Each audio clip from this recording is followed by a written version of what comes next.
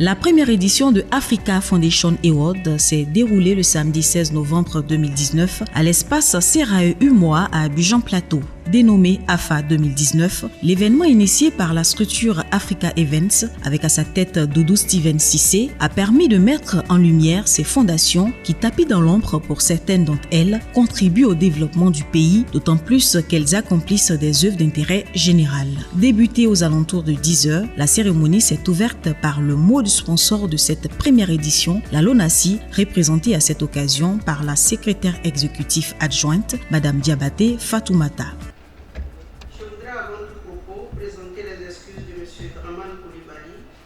Directeur général de la LONASI, qui, pour des raisons de calendrier, n'a pu être ce jour avec nous.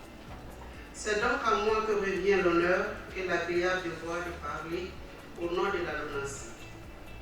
Je voudrais en plus remercier M. Doudou Steven Cissé, directeur exécutif de Africa Events, organisateur de l'African Foundation Award, pour l'initiative, mais aussi pour nous avoir choisi pour parrainer cet événement qui est à sa première édition. Puissent les choses se dérouler comme prévu, car il s'agit d'échanges sur le bien-être des hommes de nos concitoyens. Je souhaite enfin que chacun donne le meilleur de lui-même afin de garantir le succès du panel qui a lieu maintenant et la cérémonie de remise des awards prévue pour cet après-midi. Bonne journée à tous. Je vous remercie. A suivi l'allocution du maire du plateau, représentée également à cette occasion par Madame Commode Lorette. Elle a livré le mot du conseil municipal du maire pour le démarrage effectif de la dite cérémonie. C'est un immense honneur pour moi de me tenir devant vous en qualité de représentante du maire de la commune du plateau, M. Jacques Ewo Gabriel. L'État lui seul ne peut faire face à l'ensemble des besoins des populations. Il est donc nécessaire pour lui d'être accompagné par des entités telles que les fondations.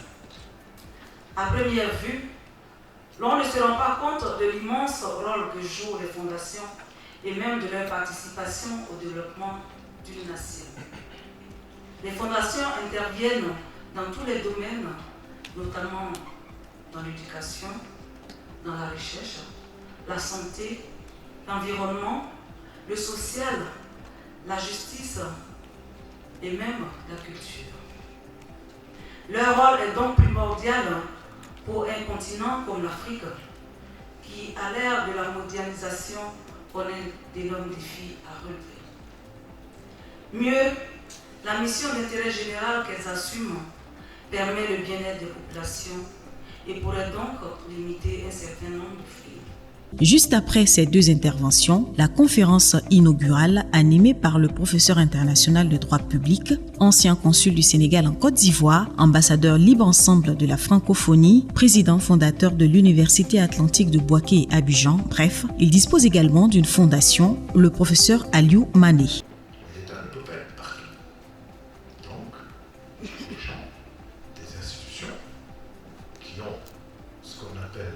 Des éclaircies budgétaires importantes, n'est-ce pas, professeur, pourrait consacrer une partie de cette éclaircie budgétaire à financer la santé, à financer l'éducation, à financer la protection de l'environnement, on en a tellement besoin, à financer surtout le cadre de vie.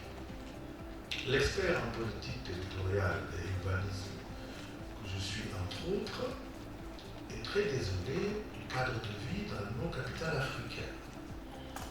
Je ne parle pas des questions de propreté, je parle des questions de plan directeur.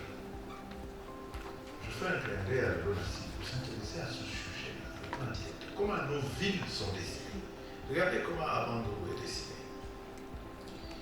Et puis, allez sur la place d'Abidjan, dépassez la statue à Kwaba et dirigez-vous vers cette cité universitaire qui se trouve au bord de l'eau.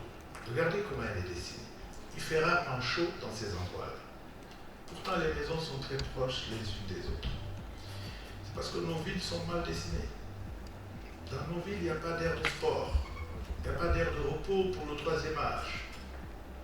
Les espaces réservés aux loisirs, ainsi qu'aux culte. On crée des cités entières sans prévoir. Le plan directeur le prévoit.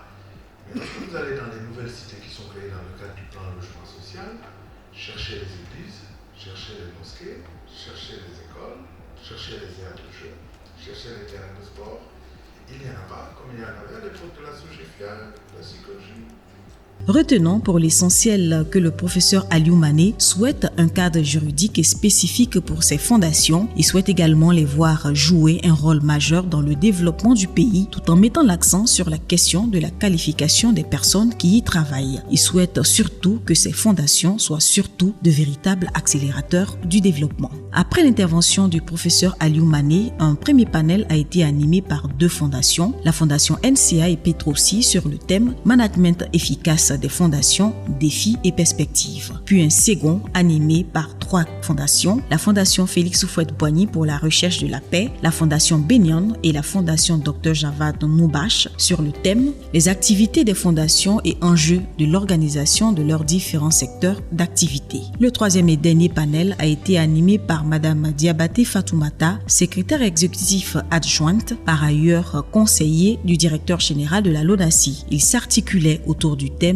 Action sociale et bien-être des populations africaines. Et c'est juste après ces différents panels qu'a débuté la cérémonie des Awards, cérémonie qui a permis de distinguer les fondations pour leurs actions en faveur de la société. Plusieurs prix ont été décernés, à peu près une vingtaine, une manière pour l'initiateur de l'événement de récompenser tous ses efforts déployés pour contribuer au développement du pays. À côté de cela, certaines fondations présentes ont reçu un diplôme de participation à l'image de la fondation Joseph Kablan pour l'autisme en Afrique. À ce propos, on écoute le fondateur, M. Joseph Kablan.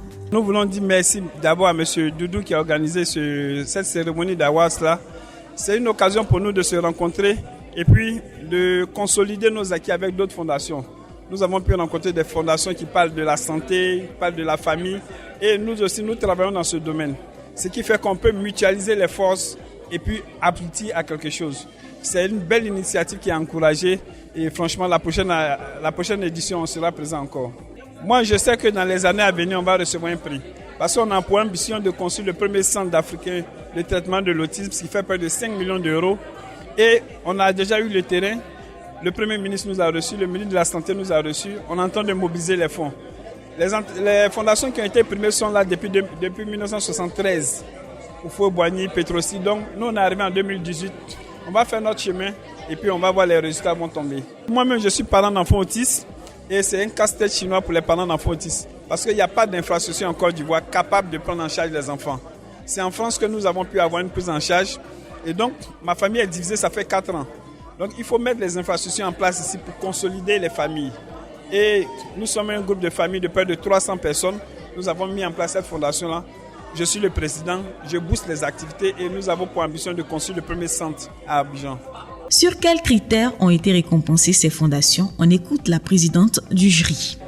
D'abord, il faut être une fondation, être âgé d'au moins 3 ans, être en activité, avoir un site internet fonctionnel.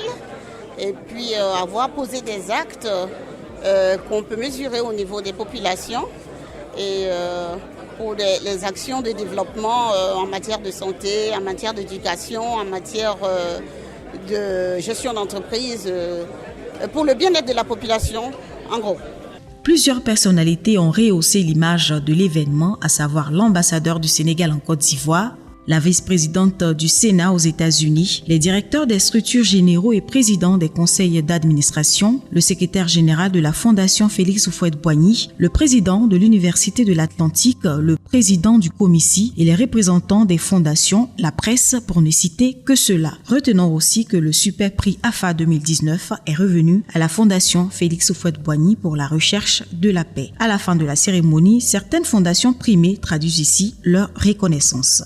Je me nomme M. Diakité Broulaye. Je suis à la fondation de Salif Keita depuis à bas d'âge.